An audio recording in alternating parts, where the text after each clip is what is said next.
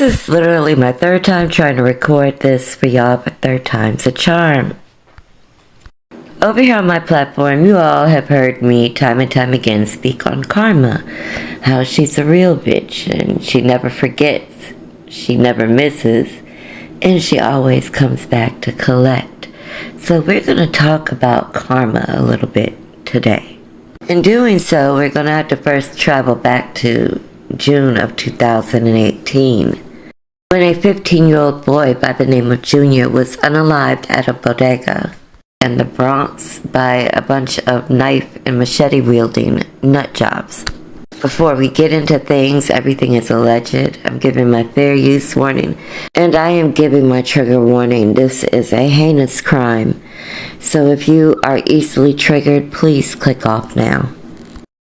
On June 20th, 2018, the Big Apple was shook and torn apart when 15-year-old Lesandro Jr. Guzman Feliz left his apartment to meet with friends, and while out, he was unalived. While walking, he noticed 4 vehicles and became alarmed. He then began to run and was chased for several blocks by these vehicles. Eventually, Junior sought refuge in a bodega at Bathgate Avenue and East 183rd Street in the Bronx, near his residence. The store owner at the time, did not know what was going on, so he really wasn't too willing at first to allow Junior to hide behind the counter. However, when he saw the fear in Junior's eyes, he relented and allowed him to hide. However, it was too late. The gang members had already spotted him. When they spotted Junior, a couple of the gang members drug him outside to 3 other awaiting members, and that's where the knife and machete attack took place. The unaliving was captured on CCTV video inside the shop, as well as on someone's cell phone who was taking the video from overhead. The cell phone video shows a dozen or more males arriving and departing the scene. The bodega surveillance shows several men unaliving Junior with large knives and machetes. The video shows Junior re-entering the store. However, he was, sent outside, and the bodega worker did give testimony that he told Junior to head to the hospital, which was a block away. However, Junior never made it. Why he didn't attend to Junior's wounds and just called 911 immediately, I don't know. Maybe he was in fear of the crowd returning. The video shows Junior stumbling out of the store, running east on 183rd Street towards St. Barnabas Hospital, which was 1 block away. The cell phone footage shows Junior collapse on a step at a security booth just yards away from the hospital entrance. Let's take a quick look at this video I have for you all. Feliz, mother of Junior Guzman Feliz, appeared strong going into court, but after watching footage like this social media video showing the murder of Junior from above the bodega on East 183rd Street in the Belmont section, she was visibly distraught, consoled by court personnel.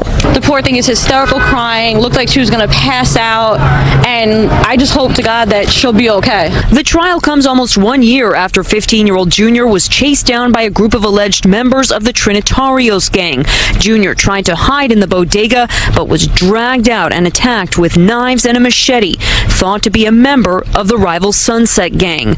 Defense attorneys for 5 of the 14 suspects facing murder and manslaughter charges argued in opening statements that Junior only died from a knife put in his neck and that the defendants didn't kill. They only made it look like they hurt him to avoid punishment from the gang's leader. It's like and there's people calling us from all like over, anger and sadness. The first witness told prosecutors and defense attorneys she watched from her apartment as Junior was stabbed several times, including by defendant Jose Muniz. The accused of using a machete. That same witness says after the attack, she ran out to help Junior. Junior ran from 1 block to the hospital and collapsed where the police came. The witness says Junior's last words were him asking for water. I have never cried so hard in my life. Missing from the courtroom today, Junior's brother and father, who supporters say lashed out at the defendants in court yesterday because they laughed at Junior's family. I believe that they all should get 25 to life without the possibility of ever coming out into light. People like them don't belong in our society. There were 3 motives at the time of Junior's unaliving. One was gang-related. They thought that this was an opposing gang member. 2, it was mistaken identity. Allegedly, they thought it was someone else that they were after. Then there was also this third possibility. It was this sex video shared on Facebook, and the person in the video resembled Junior.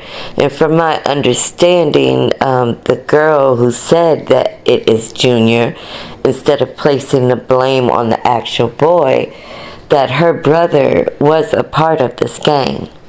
So those are the 3 motives that I have heard thus far. Now let's talk about karma served cold.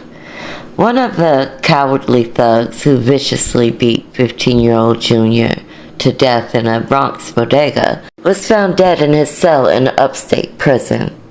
31-year-old Jonaiki Martinez-Estrella was found dead at the correctional facility in upstate New York while serving a 25-year life sentence. Junior's mother definitely had something to say. Let's take a listen at this report.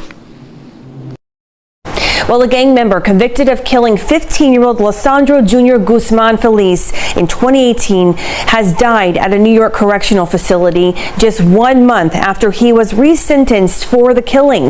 News 12's Tim Harfman sat down with Junior's mother, who is speaking out after hearing the news. The Department of Corrections and Community Supervision says Jonaiki Martinez-Estrella was found unresponsive Friday inside of his cell at the Coxsackie Correctional Facility. The 31-year-old was one of the gang members convicted of killing 15-year-old Lesandro Guzman Feliz, known to most as Junior, with a large knife and dragging him out of a bodega in 2018.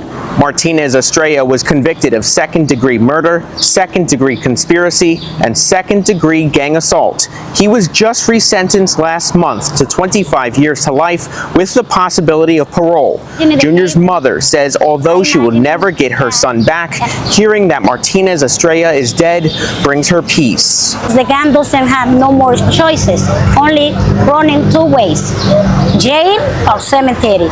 He was fighting for his freedom, and now he's gonna have freedom in the hell with the evil.